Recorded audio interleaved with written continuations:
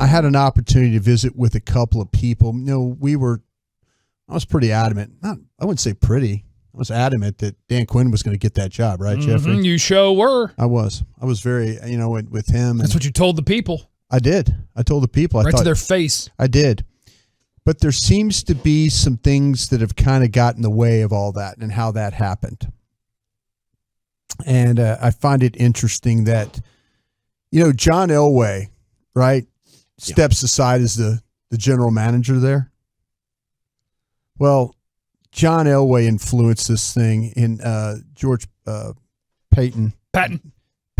Is it Payton? Payton. George Payton? Payton. He got influenced here by John Elway and Joe Ellis. And if you know the story of the Broncos are about to be sold. And what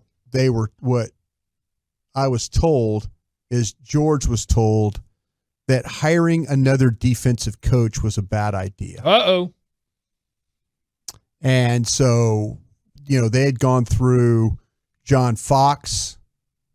They'd gone through Vic Fangio. And they're saying, hey, listen, let's not have another defensive coach here. Boring. Yeah, exactly. So the belief is that Elway's trying to set this thing up. By hiring Nathaniel Hackett, he can recreate what happened by them getting Peyton Manning to come to Denver. Oh, Aaron Rodgers time. What I've learned is that Aaron Rodgers has a really, really small circle of people he trusts in this league. And Hackett's part of that group.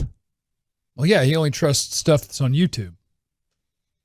It's a joke. This guy made it. The comment section. He highlights it. He's like, that sounds good right there.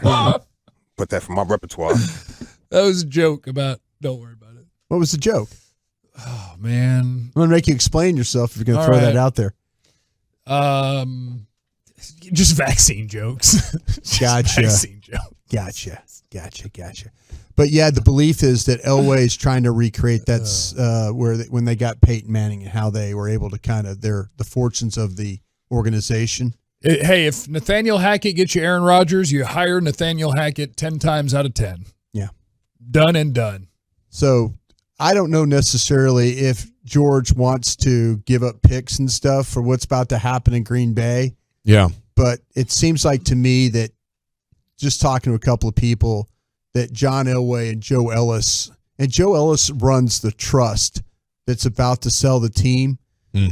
There's also a big belief that. So he's effectively the chairman in a way, and you're also dealing with the president. Exactly. So what our sources were saying and your sources, Bell, about George Payton was accurate. Yeah. And if it was up to him, Dan Quinn would probably be the coach right now. Yeah, absolutely. Got it. That there was a relationship there that was solid, and that the general manager got influenced by what they call their board of directors.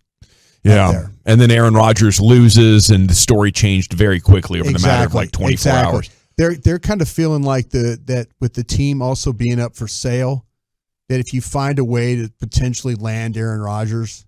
Yeah, you're making tens of millions more, maybe hundreds of millions more. Exactly. So that's really what happened up there with Dan Quinn. That he had a guy that really was interested in hiring him as a coach, but then all of a sudden, then you have a guy who's supposedly stepped away from being the general manager. Well, I do believe that defense wins championships, and if you wanted to go with a defensive approach, I wouldn't be disappointed.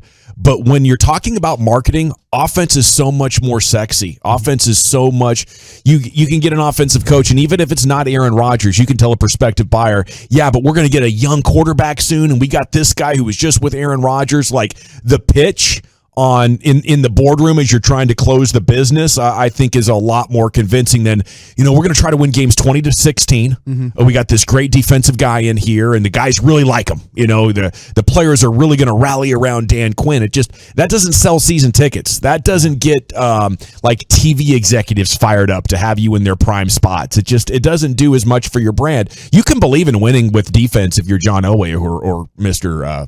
General manager. Yeah, I think that to me though, I feel bad for Dan because that was the other jobs, it didn't sound like that he was really, really in on the other jobs. I know he interviewed him, but there's people saying, no, the one job that he could have very well had was that Denver Broncos job. I think the cool thing about Dan is he's going to be happy because he's the kind of guy that doesn't need to have things fall all his way to be to have worker type of satisfaction. Yeah, I totally agree.